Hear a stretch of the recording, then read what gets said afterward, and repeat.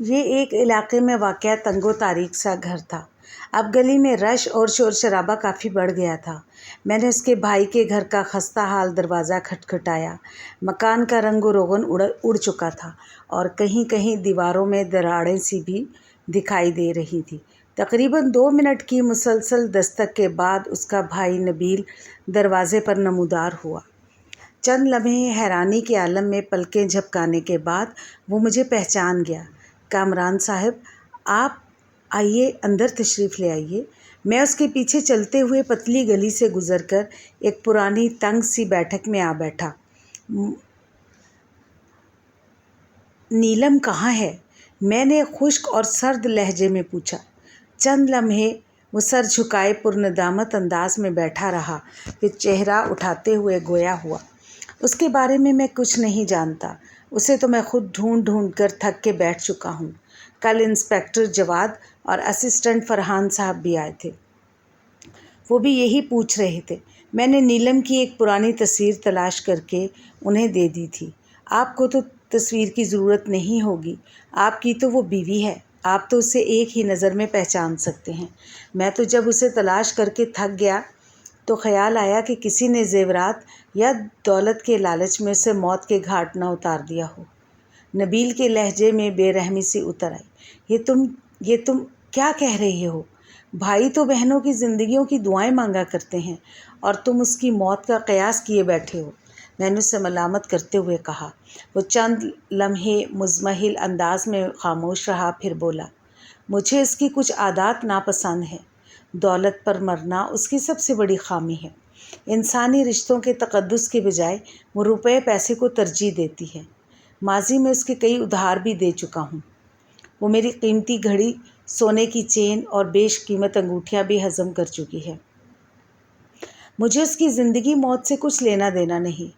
جب تک ماں زندہ تھی میں اس کے جذبات کی خاطر اسے تلاش کرتا رہا، بھٹکتا رہا، مگر اب ماں کے مرنے کے بعد تلاش بھی دم توڑ چکی ہے۔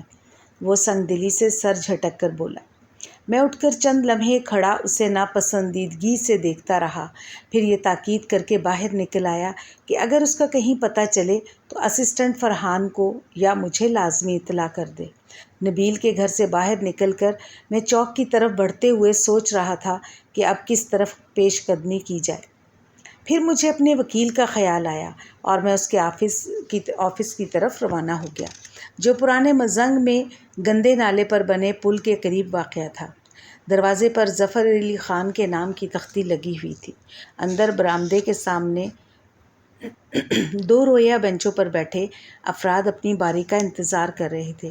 میں بھی ان میں شامل ہو گیا۔ تقریباً 1 گھنٹے کے بعد میری باری آئی۔ آخر میں ملازم کے اشارے پر ظفر علی خان کے سامنے جا بیٹھا۔ ہم دونوں ایک دوسرے کو آنکھوں ہی آنکھوں میں پہچانتے رہے۔ پھر میں نے اسے مخاطب کیا۔ ظفر صاحب، میں وہ بدنصیب کامران علی ہوں جس کا مقدمہ آپ نے آج سے 10 سال پہلے لڑا اور ہار گئے۔ وکیل استغاثہ رفیق علی مجھے سزا دلوانے میں کامیاب ہو گیا۔ میں نے تھکے لہجے میں کہا، ہاں، میں نے آپ کو پہچان لیا ہے۔ مجھے اس مقدمے کا آج تک افسوس ہے جس میں آپ کو سزا ہو گئی تھی۔ ظفر علی نے افسردہ لہجے میں نظر کی اینک کو ناک پر جماتے ہوئے کہا، میں آپ کا کچھ وقت لوں گا۔ اگر آپ کی کچھ فیس ہے تو بتا دیں۔ ہاں، فیس تو وصول کی جاتی ہے۔ میں 10 سے 15 منٹ تک کی فیس 1000 روپیہ لیتا ہوں، اس نے کاروباری لہجے میں کہا۔ میں نے مسکراتے ہوئے 1000 کا نوٹ اس کی طرف بڑھا دیا، مگر اس نے انکار میں سر ہلاتے ہوئے کہا، ابھی نہیں۔ اگر آپ 10 منٹ سے زیادہ وقت لیں گے تو فیس ڈبل ہو جائے گی، اور وہ رخصت ہوتے وقت آپ باہر ٹیبل پر بیٹھے میرے منشی کو ادا کریں گے۔ بہت بہتر جناب، میں نوٹ جیب میں رکھتے ہوئے بولا۔ آپ کو یاد ہوگا میرے لیے آپ کی خدمات میری بیوی نے حاصل کی تھی۔ ہاں، ان کا نام غالباً نیلم تھا، ظفر علی سوچتے ہوئے بولا۔ جی ہاں، میں صرف یہ معلوم کرنا چاہتا ہوں کہ عام طور پر وہ عدالت سے باہر کس کے ساتھ آیا کرتی تھی؟ کس کے ساتھ آیا کرتی تھی؟ ظفر علی نے جملہ دہرایا، پھر ذہن پر زور دے کر بولا، کسی کے ساتھ بھی نہیں، تنہا ہی آتے جاتے دیکھا تھا۔ کیا اس نے آپ کے تمام واجبات ادا کر دیے تھے؟ ہاں، کر دیے تھے۔ मेरे यहाँ उधार की तो गुंजाइश ही नहीं। आपने उससे मुकम्मल फ़ीस कितनी वसूल की थी? गालबन 1 लाख रुपए, वो सोचते हुए बोला। मुझे एक धचका सा लगा। नीलम ने मुझे फ़ीस के अखराजात 1.5 लाख बताए थे। मैं ये समझकर अफसुर्दा हुआ कि मेरे साथ धोखे पर धोखा हुआ है, मुझे जाल में फांसा गया है, मुझसे मेरा सब कुछ छीन लिया गया है। आखिर आप ये सब कुछ क्यों पूछ रहे हैं? वकील ज़फ़र अली ने उलझन ज़दा लहजे में कहा। मुझे अपनी बीवी की तलाश है। मैं चंद दिन कबल जेल से रिहा हुआ हूँ, लेकिन वो मुझे घर पर नहीं मिली। न जाने कहाँ है, खुद गायब हुई है या उसे गायब कर दिया गया है। ओह, तो ये बात है। वकील ज़फ़र अली चौंक कर बोला। आपके ख़्याल में वो कत्ले इरादी था या गैर इरादी था? आपने कत्ले अमद का इर्तिकाब नहीं किया था, मगर हम अदालत में ये बात साबित ना कर सके। इसका मुझे ज़िंदगी भर अफसोस रहेगा। उसकी आवाज़ जज्बात से आरी और स्पाट थी। मैं उसके चेहरे के उतार चढ़ाव का बगौर जायज़ा ले रहा था। उसके अंदर कोई कश्मकश सी हो रही थी। वो मुझसे कुछ छुपा रहा था। मैं चौंक सा गया और शक ने मेरे जहन में सर उभारा। मैंने फ़ैसला कर लिया कि मैं ज़फ़र अली ख़ान की निगरानी ज़रूर करूँगा। दाल में कुछ काला ज़रूर है। मैं ज़फ़र अली ख़ान के दफ्तर से बाहर निकलते हुए सोचने लगा कि पुलिस अपने तौर पर नीलम को तलाश कर रही है, लेकिन मुझे भी हाथ पर हाथ धरकर नहीं बैठना चाहिए।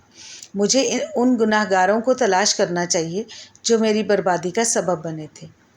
शाम के वक्त वकील ज़फ़र अली ख़ान अपनी गाड़ी में बैठकर घर की तरफ रवाना हुआ। ऑफ़िस अब बंद कर दिया गया था। मैं दफ्तर के सामने एक चाय के होटल पर बैठा बराबर उसके बाहर निकलने का इंतज़ार कर रहा था। जल्द ही मैं रिक्शे में सवार होकर उसका ताक़ुब करने लगा। ज़फ़र अली ख़ान काफ़ी लंबी ड्राइविंग करता हुआ रायविंड रोड पर चला आया।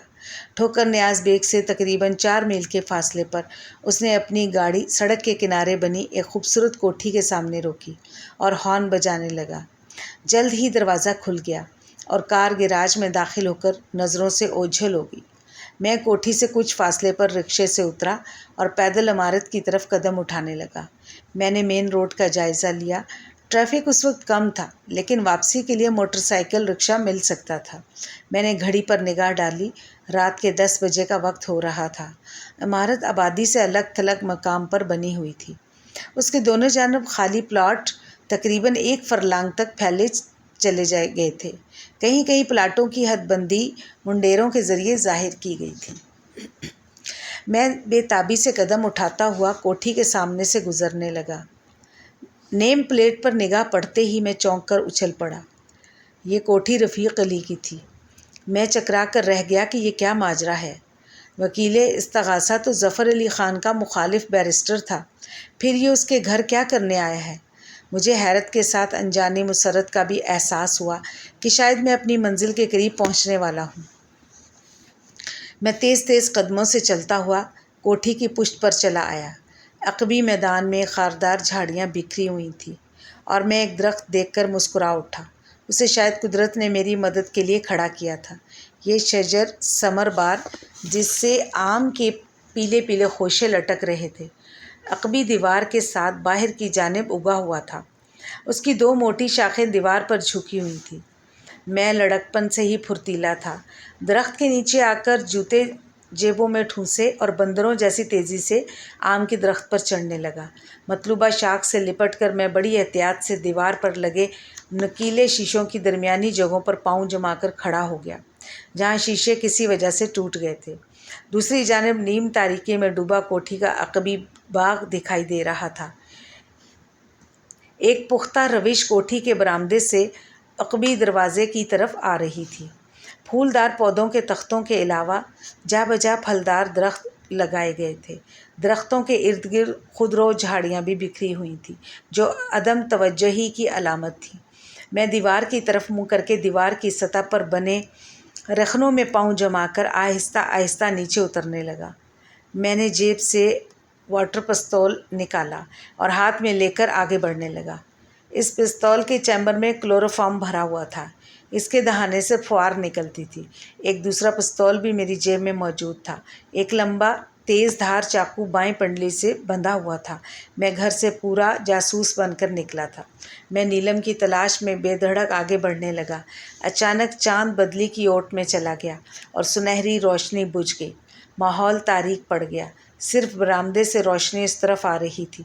उस वक्त ठंडी हवा के झोंके शाएं शाएं का शोर मचाते हुए माहौल को पुरस्कार बनाने लगे।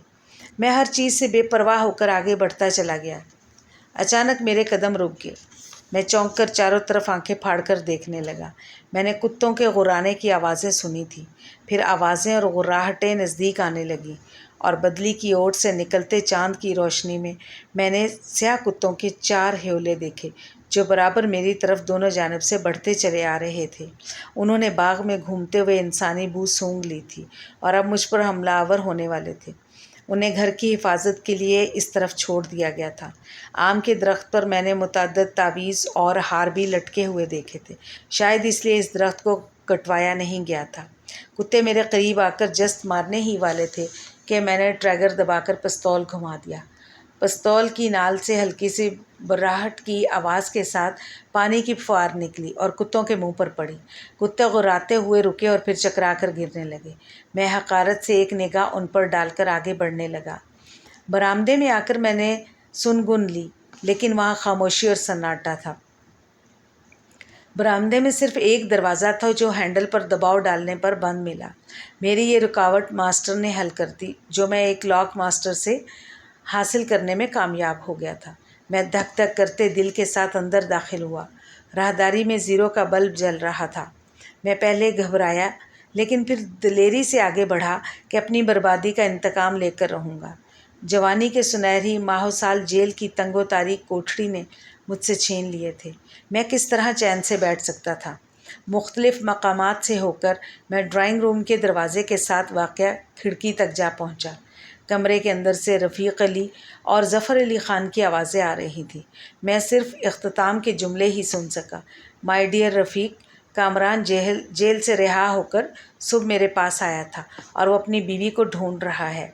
अगर उसने नीलम को पा लिया तो हमारा सारा प्लान फेल हो जाएगा और क़ानून से बचना भी मुश्किल होगा।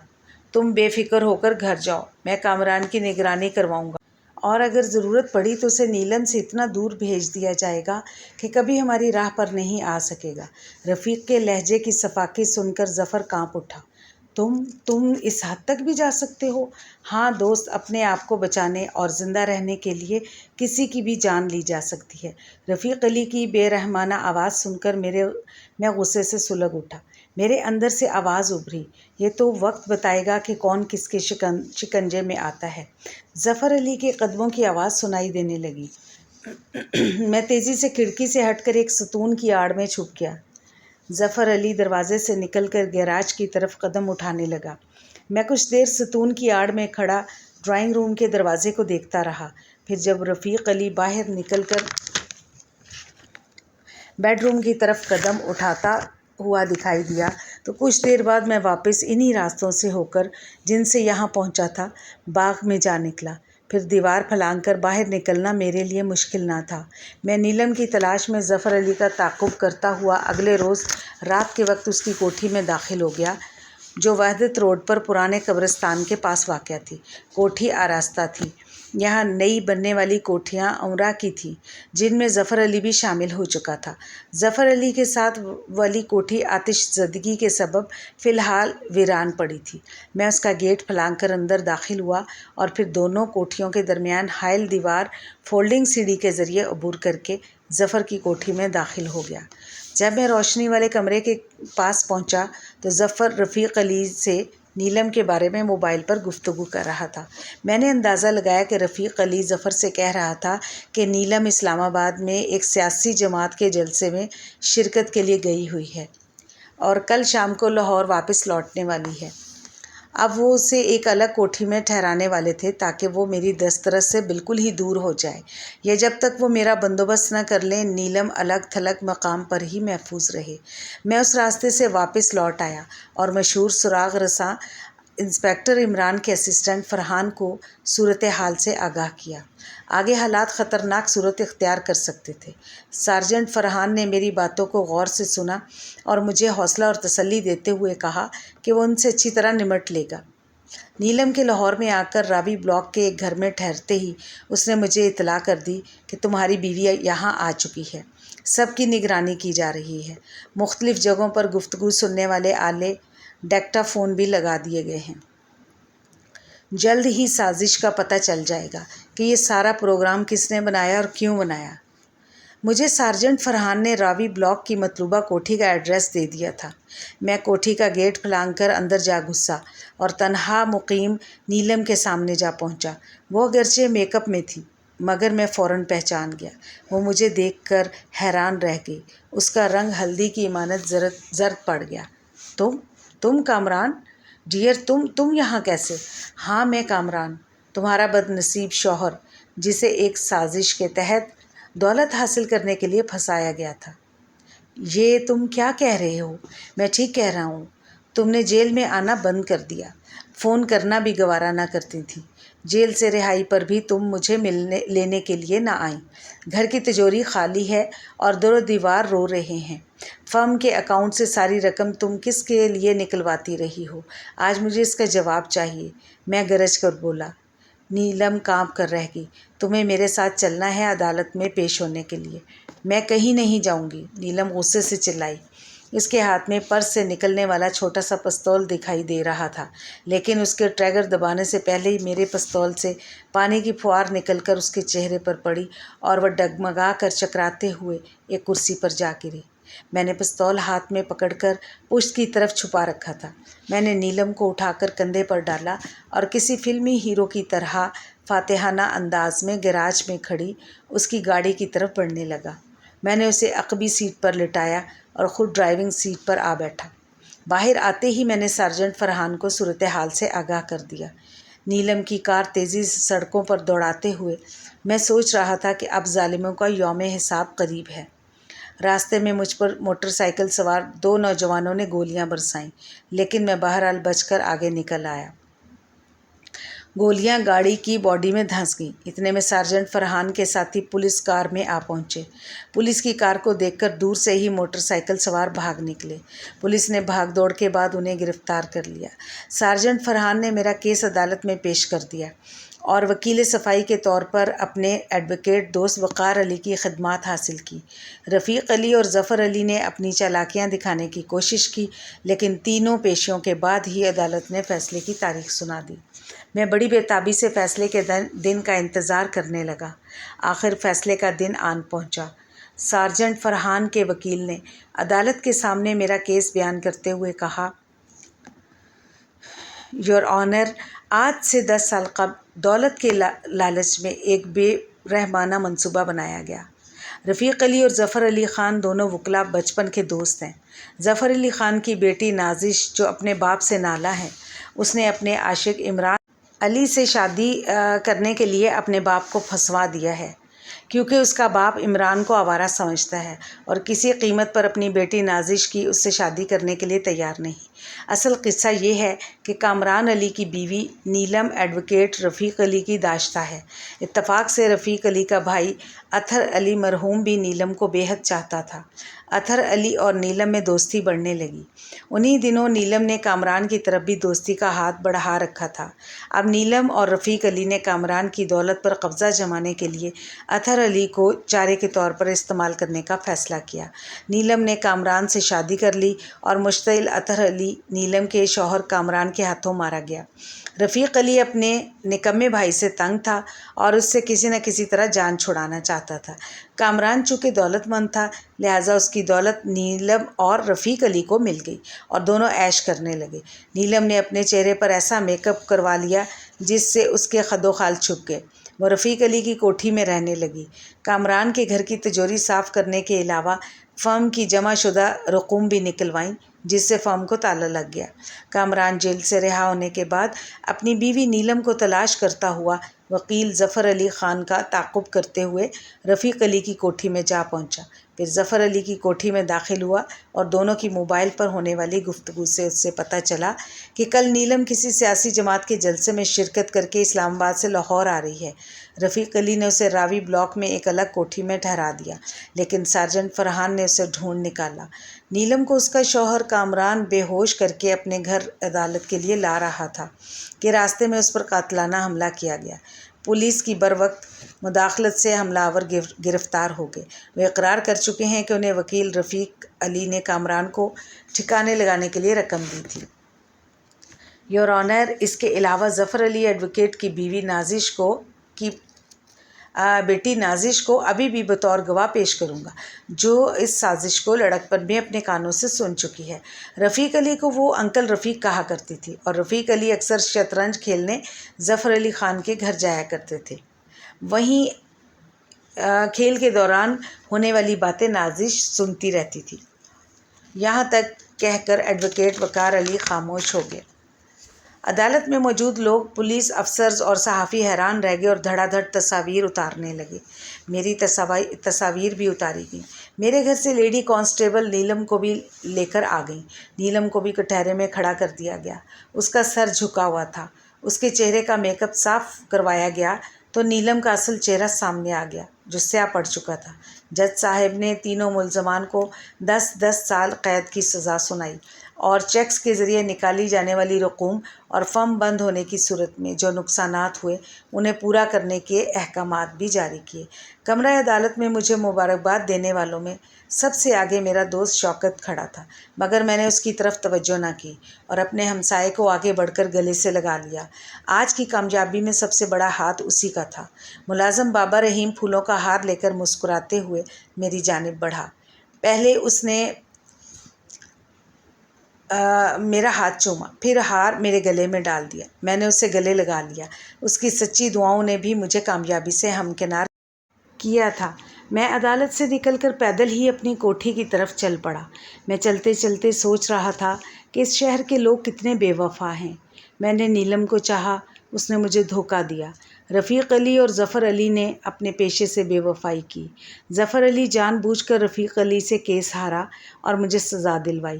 نازش نے اپنے محبوب کو پانے کے لیے اپنے باپ کو جیل کا راستہ دکھایا۔ شوکت میرا گہرا دوست تھا، مگر وہ میرے کسی کام نہ آیا۔ دروازے سے ہی ٹرخا دیا۔ ہاں ٹھیک ہے، یہ شہر بے وفا ہے۔ اس شہر کے لوگ وفا کرنا جانتے ہی نہیں، لیکن اس میں میرے پڑوسی بابا رحیم اور سارجنٹ فرحان جیسے لوگ کیوں موجود تھے؟ اس سوال کا میرے پاس کوئی جواب نہ تھا۔ امید کرتی ہوں آپ کو میری یہ سٹوری پسند آئی ہوگی۔ پسند آئی ہو تو لائک، شیئر اور سبسکرائب کرنا مت بھولیے گا اور بیل آئیکن کے بٹن کو پریس کر دیجیے گا تاکہ آپ کے لیے نئی سے نئی سٹوریز اور شاعری لے کر آؤں۔ اپنا اور اپنے پیاروں کا خیال رکھیے گا۔ بہت بہت شکریہ۔ اللہ حافظ۔